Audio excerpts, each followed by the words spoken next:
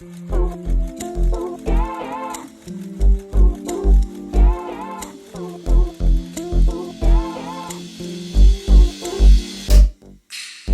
to Tela Talk. I'm Rio of Riotaso. And I'm Hannah of TELAstory Collective. And we take you #behind the scenes for conversations about sustainable fashion in Southeast Asia from a maker's perspective.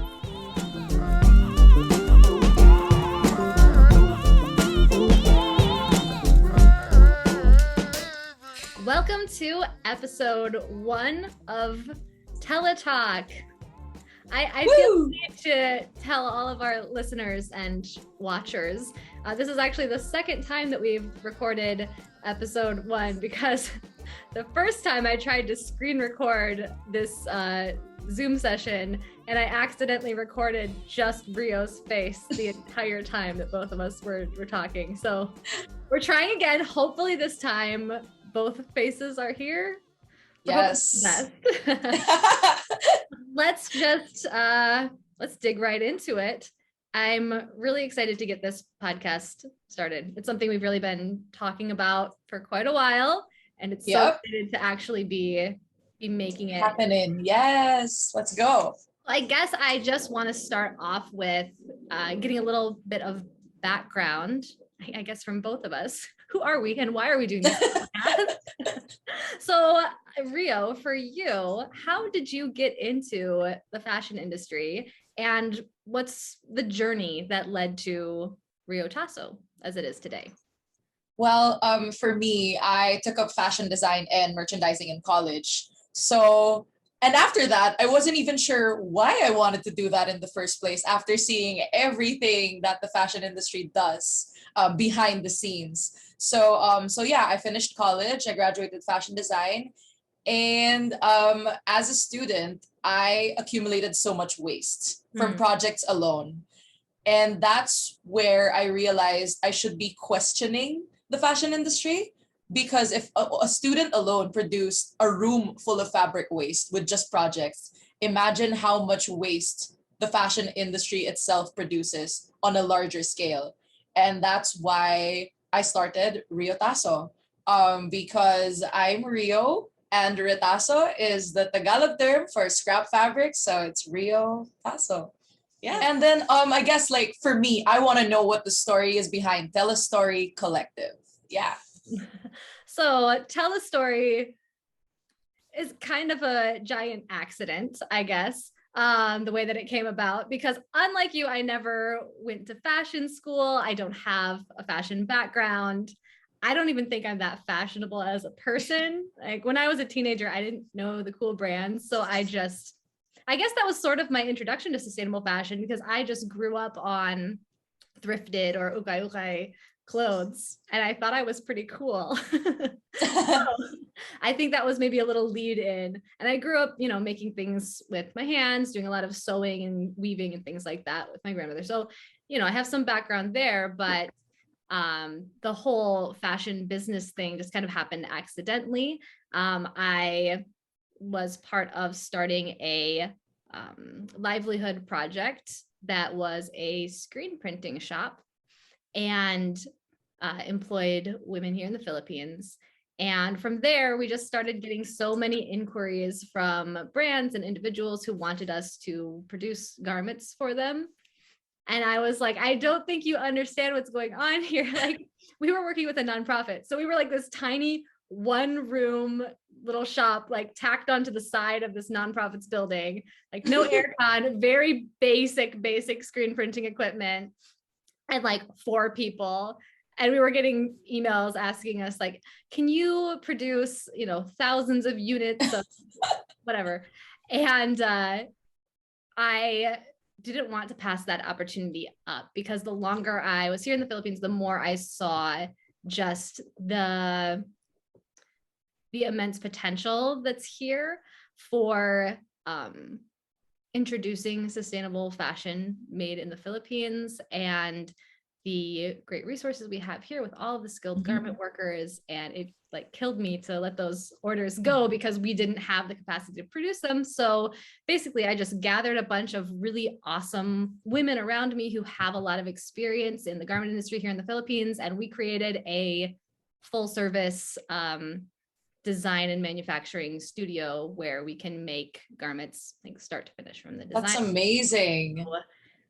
Final production. So it has been a learning experience for me because this is not school learning for me. This is stuff that happened after the fact, and I'm just really grateful for like the team behind TELAstory, because without their years of experience in the field, we wouldn't be doing what we're doing today. So a little bit of an accidental thing, but excited to be in the garment space because it's an area that has so many issues that we will talk about in many episodes of this podcast. But specifically towards women, like women are so mistreated in the fashion industry. So the fact that we could take what we were doing, like creating good jobs for women, and tie it into the fashion industry where there's a crazy amount of exploitation of women. Like it kind of feels like we're doing two good things that we wanted to do at once. Yeah. And I guess that's why it's a collective, right? Would you like to dig deeper into why it's TELAstory Collective? Because I love that word and I love that you use that word. So go for it. Yeah. So we like rebranded to be TELAstory Collective because we are kind of moving beyond our own core team and like the manufacturing that we do in our small studio. And we're starting to work with more makers and artisans all over the Philippines to help them gain access to a better market for their products, fairer prices, and just help with like the development side of things there as well. And we're also a collective because we wanted to create a brand where there's kind of equality across the board. So everyone who is part of the core team at TELAstory, like we all have ownership in the company. Like we own it together. All of the decisions that we make for pricing, salaries, what projects we take and don't take, those are all, we come to a decision on all of those things through collective bargaining. So everybody has a voice, everybody gets a say. No one voice is more powerful than any other. And we do things, as a collective, as a community. There you go. That's great.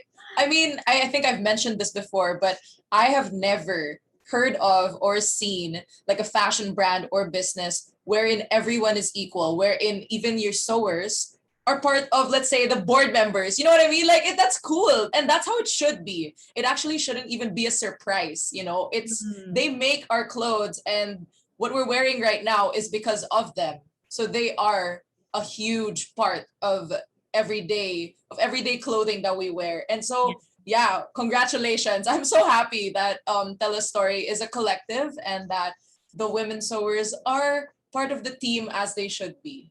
Absolutely. Yeah. And so I guess what I want to ask you next, Rio, is why Riotaso, and what specifically is it that you do? Like, what is it that influenced your design process and the products that you make?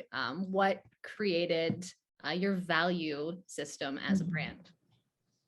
Yeah. So again, like after college, I really accumulated a lot of waste, and that got me thinking, how am I able to continue doing fashion, doing what I love, but minimizing the waste? And at that point, after college, it was actually a really good point for my brand, me as a designer, because right after college, a month after, my first feature in a magazine was with Pia Wurtzbach wearing my design. Wow. And that was such a huge thing, but I wasn't happy with the waste behind the scenes. And so even though a lot was going on outside and, the social media and all of that, so I decided to just stop. I stopped, and then I had to rethink and refigure how I can still do what I love without, creating more waste than there already is. So I have props, just a little to show to those who are watching the video. So Riotaso, if you need like a visual, this is actually already a big piece of Riotaso. So it can go way smaller than this, and they come in various sizes. And what I do is I collect these scrap fabrics and I turn them into new textile. So that itself is a huge process because you take these tiny scraps and then you create new yards of fabric that can be properly made into quality garments. And to give like a quick visual, like, so it goes from this to this. So there, that's the same thing. Yeah, so as you can see, there are lines right there. There are seams because those are all scraps. And then I just made new textile for it. Um, and so, yeah, that's why Riotaso is because there's a lot of it. There is so much fabric waste in the fashion industry. And it's sad that we don't see that. You only see the finished product of the garments you buy, and you never stop to think how much fabric waste was actually created while manufacturing the clothes. And like before, when I started with just a room full of my own fabric waste. Mm-hmm. And that was enough to create a whole year's worth of garments. And Crazy. exactly. And so after that, I started going around to factories and I would ask them about their fabric waste. And I wasn't demanding them to like show me your waste. I was just like, hey, do you guys have any fabric waste? I'd love to take them in. And at first, they were hesitant. They were trying to hide the fact that they had waste. Like, what waste? What do you mean? We don't have fabric waste. Mm-hmm. And I would like do rounds and then with my car, and I would see at one point they would have bags of fabric scraps, really, really good fabric scraps that were ready to be thrown away. And I was like, wow, that's just in a day. In one day, I was able to collect six garbage bags worth of fabric scraps that I could reuse. And imagine just how much more fabric waste there is aside from what I, as a one person team, am able to, gather from the current waste of the fashion industry. So yeah, that's why Riotaso and that's why Riotaso. And yeah. That's so awesome. And I think that it's really cool and very admirable that, because you went through kind of the conventional fashion school experience, you kind of got a taste of, the glitz and the glamour of the conventional fashion industry and still chose to say, nah, I'm going to do something completely out of the ordinary. I'm going to take something that's seen as waste, use it as a resource. And now that's coming full circle. And you've just been featured in Vogue. Yes. So it all came back around, and all of that work and innovation to develop something new and to create fashion without the the negative impact of using up all sorts of virgin rolls of fabric has really come to its own over time. That's awesome. It's also hard because I miss shopping for fabric. That's part of being a fashion designer. That's something that fashion designers love, and that's a reason to actually get into fashion. Yeah. But I think I'm okay with not having that.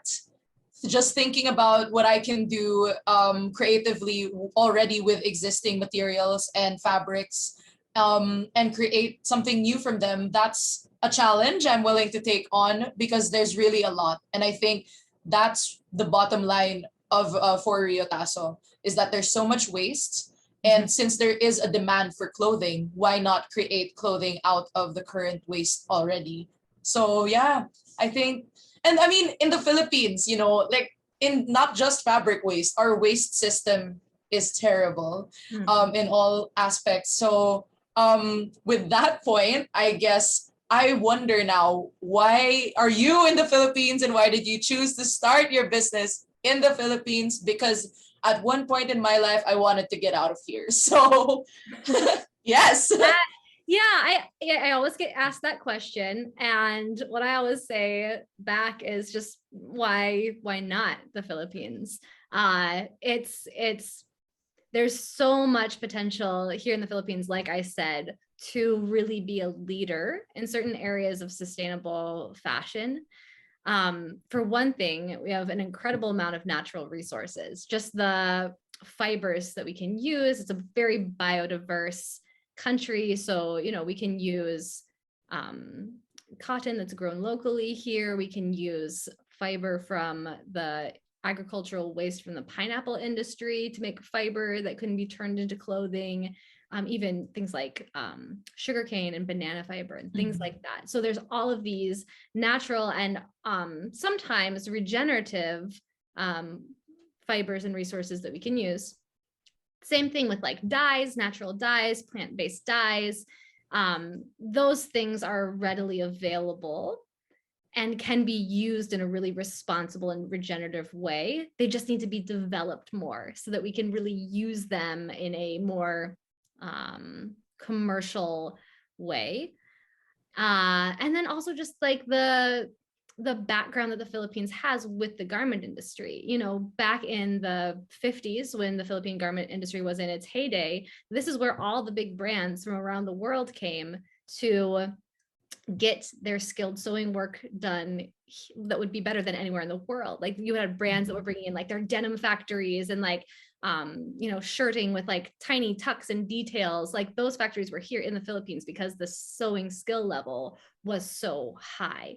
And then, through a series of issues and government things and regulations, that's largely died out. But there's really this huge working force of seamstresses who lack access to living wage jobs. So it's a really good spot to be trying to build what we're trying to build, even though it's not without its challenges. As you well know, it's sometimes slow going and difficult, but I'm really grateful to be here and excited about what the next couple of years could look like here as the sustainable fashion movement starts to really gain more momentum. Like I know you see it just like I do. We're really starting to gain momentum here. And I'm just so excited because what can we do in a decade? What can we do if we get more funding and resources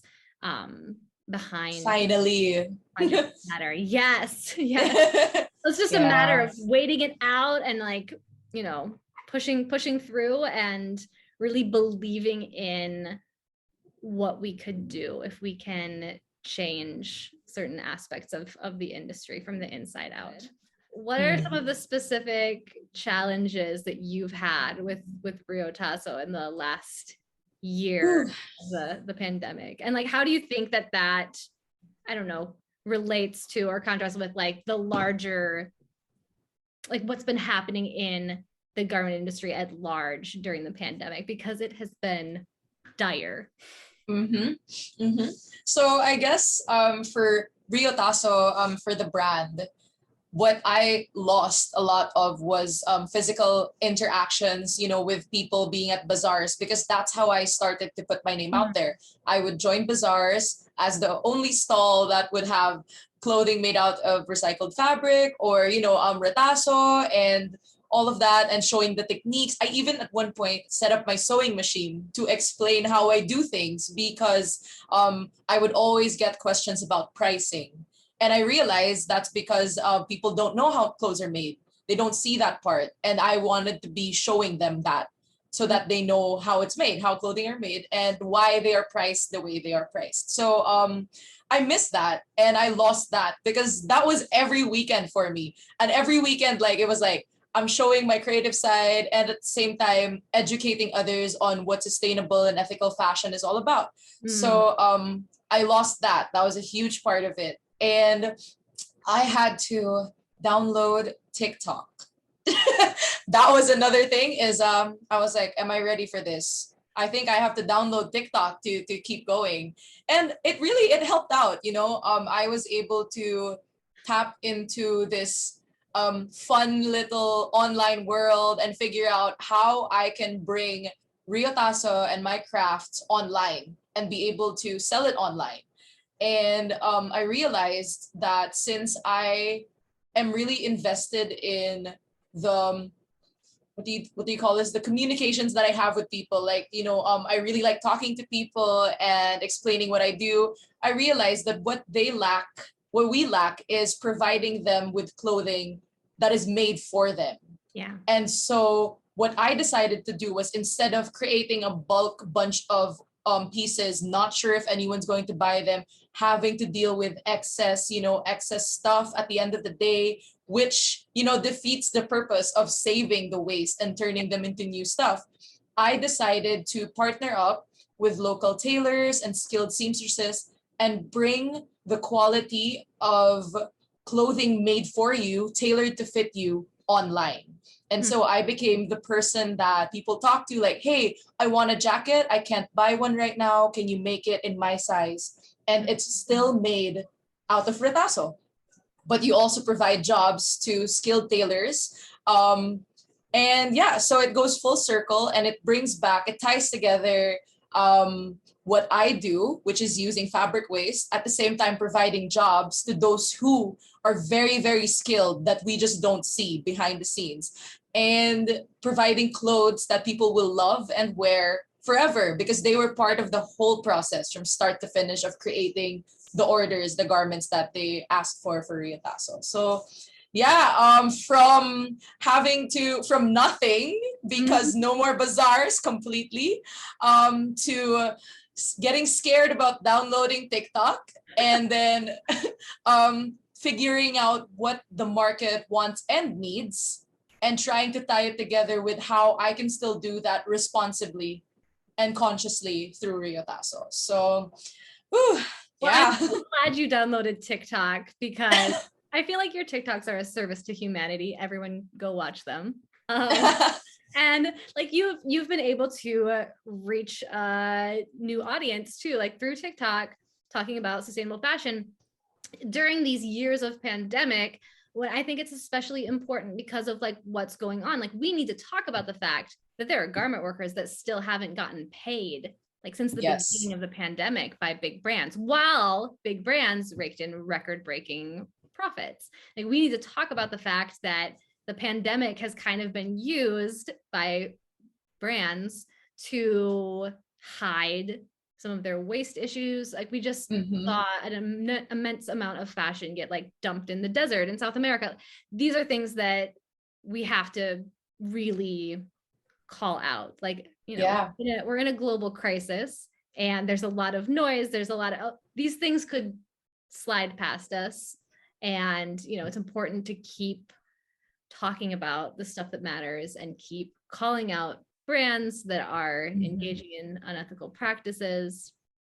And I love that you made a movement too into custom made fashion, because I really feel that that's one of the biggest areas that sustainable fashion can truly move forward into. You're taking out the element of just guessing and projecting how many pieces you'll need, creating a lot of pieces that may or may not sell or end up in, somebody's wardrobe. And you're right about the element of value. When someone has a special jacket, custom made, designed by them exactly the way they want it, that fits their body perfectly, they're going to place so much more value on that garment than, a 120 peso t-shirt that they just picked up, wear a few times, it kind of falls apart, they forget about it. And it's so important to bring back that feeling of value that we have in our clothing, because fast fashion is a relatively new thing. Like it's only been around in full force for a short amount of time in human history. Before that, our garments were made by tailors. Our garments were made specifically to fit our bodies. Like ready to wear wasn't a thing for a long period of time. So it's so cool that you were able to do that pivot and kind of stumble into something that feels really right, like going into the future. Yeah, because I mean, at one point, like during the pandemic, I'm sure we all did, those decluttering closet, opening your closets and like just keeping what you need. And what I found when I opened a closet here at home was my grandmother's clothing. And I was like, wow, I could still wear them right now, and that just goes to show how well clothing was made before fast fashion and how it used to be, wherein they would only have garments made when there's a special occasion, and they'd treasure it, they'd keep it, and, they'd pass it on. I don't see myself passing on any of the fast fashion I've accumulated, to the next generation. It's not gonna make it, Possible. And yeah, so I was like, well, it was like this before. Why isn't it like that anymore? And the answer is fast fashion. But the part where there are still skilled tailors, there are a lot of them. And we just need to make an effort to bring that system back, wherein our clothes are made well with quality and made locally, by people who are worth it, we should be paying them to make our clothes instead of these brands. So I yeah. think that's really powerful too, like removing all of the middlemen that, take a significant chunk of the profit in the fashion industry, and really giving more, as we say at TELAstory, more power and better profit back to the actual laborers who make the garments. Yes. And we can't, the fashion industry is set up in a way that is inherently unethical and exploitative, and just extracts resources and labor in a way that, like, we can't reform it. We have to Yeah. we have to find a new system. And I think that that's a good step in the right direction for sure. Yeah.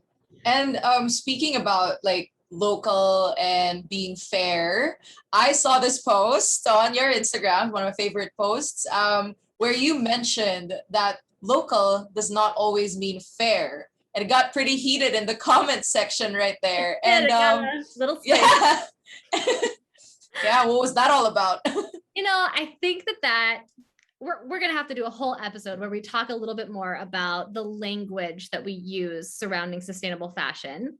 And that post you're referring to ties into a bigger conversation about what does it mean when a brand says that they're sustainable, or says that they're ethical, or says that they're locally made. Is that in and of itself a reason to trust the ethics behind the company? So we were really talking about in that post the fact that oftentimes, even when something is made locally, which is often used as a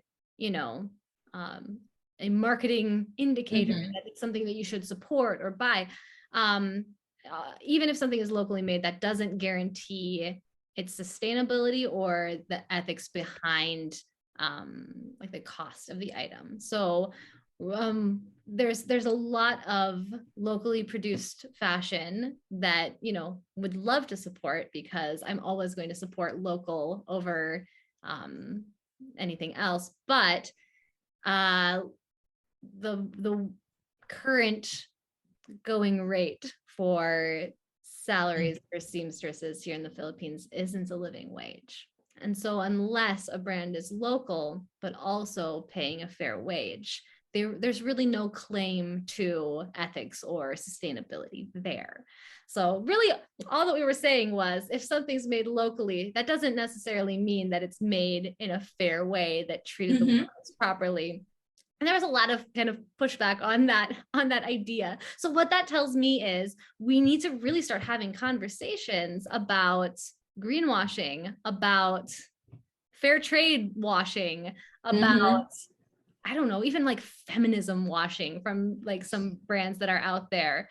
We need to be able, as consumers, to take a really critical look at the places that we support or give our money to, and ask them, good questions about deeper ethics behind the brand, and really make sure that it lines up with our values as consumers. In the current landscape of things, there's no ethical consumption under our current capitalist system, right? No matter, I can say this as a sustainable brand myself, like I know this, there's always going to be some little compromise. Maybe we're using completely ethically sourced scrap fabrics that would have just been thrown in the landfill otherwise, but sometimes we need to use like other elements, a buckle or a strap or a button, or that to construct that garment that we don't know the entire supply chain of, or there's always going to be some little element of exploitation somewhere along the line because of the way that it's set up. So what we have to decide as consumers is, where do our values lie? What's most important to us? And how can we, exist under capitalism and make sure that we're, fed and clothed and our needs are taken care of, also reducing harm. This used to be a whole other episode. Yes. I feel like it should be. And yeah, we will tackle it, because I was just thinking of a question and I was like, should I ask it or should it be for next time? Basically, it's about like, what type of value do we actually, what sort of labor do we value in our society? And I think that's a whole other episode in itself. So yeah. You're gonna hear first, folks, the title of one of our coming episodes. So come back for more of that. But no, yes, we could talk for hours and hours, but we're kind of coming up on the end of our time here. So maybe we can just kind of wrap things up with a good burning question for this week. You want to give that a go? Ooh, all right. Are we doing the one thing? That one? We're doing that one. All right. Okay. So Hannah, what's one thing that you would change about the fashion industry? There's a lot, but choose one. It's hard to say because everything really needs to change. But I think that the one big thing that I would like to see happen within the fashion industry, that I could see as a catalyst for a lot of change, would be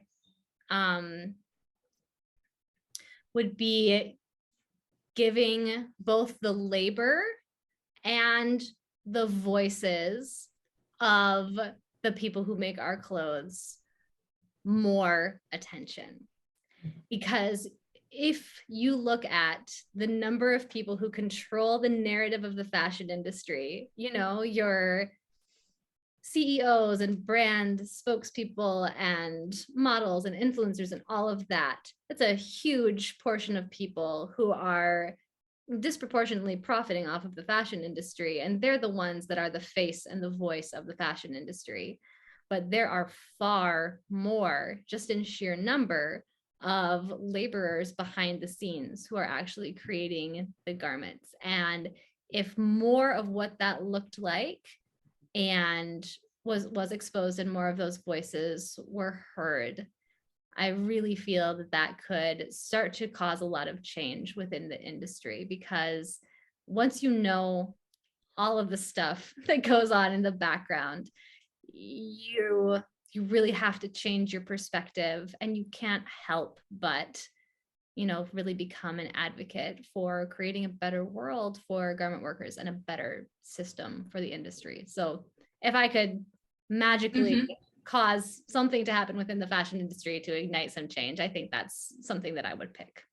Yeah, and I think we can start that here. We will be hearing these voices, hopefully, on the podcast in future episodes. So we'll hear from them.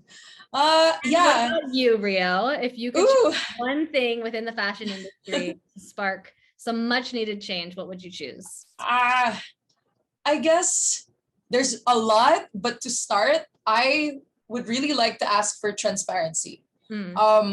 That's a major thing that because you can always say, slow down your production. They're not gonna do that. You know what I mean? Unless they want to.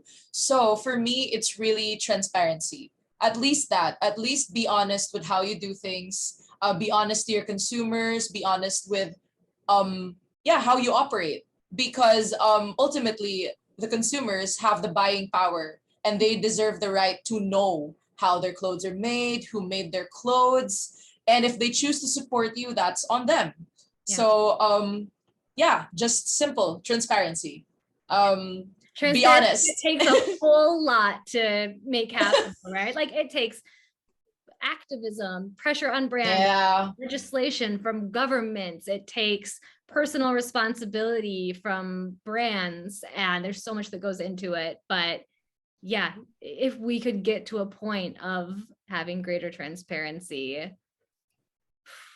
Yeah, I mean, possible. You could be transparent about not paying your workers right, and if people still want to support that, then sure, go for it if they want to. But you can also be transparent about changes that you want to do and tell us how you're implementing it in your business. Mm. That is also a change, because unless we see or about the things that you say or that you claim that you're doing, then you're not really doing anything.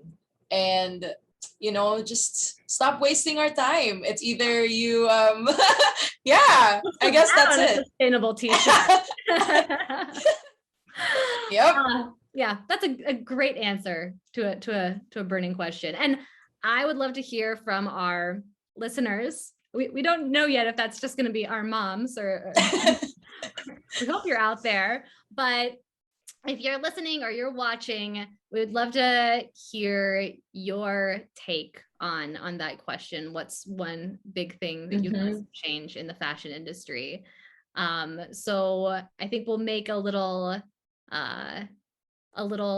section somewhere on our social media for you guys to interact. And you think we really want this to be a conversation, the entire point of this podcast, because Lord knows there's a lot of podcasts out there already, but what we want to do specifically is create a place for conversations very specific to more the makers and laborers side of things within the fashion industry, and also really specific to here in Southeast Asia. Thanks for tuning into Tela Talk. Find us online at Riotaso and at TELAstory Collective. Let us know what topics you'd like us to talk about next.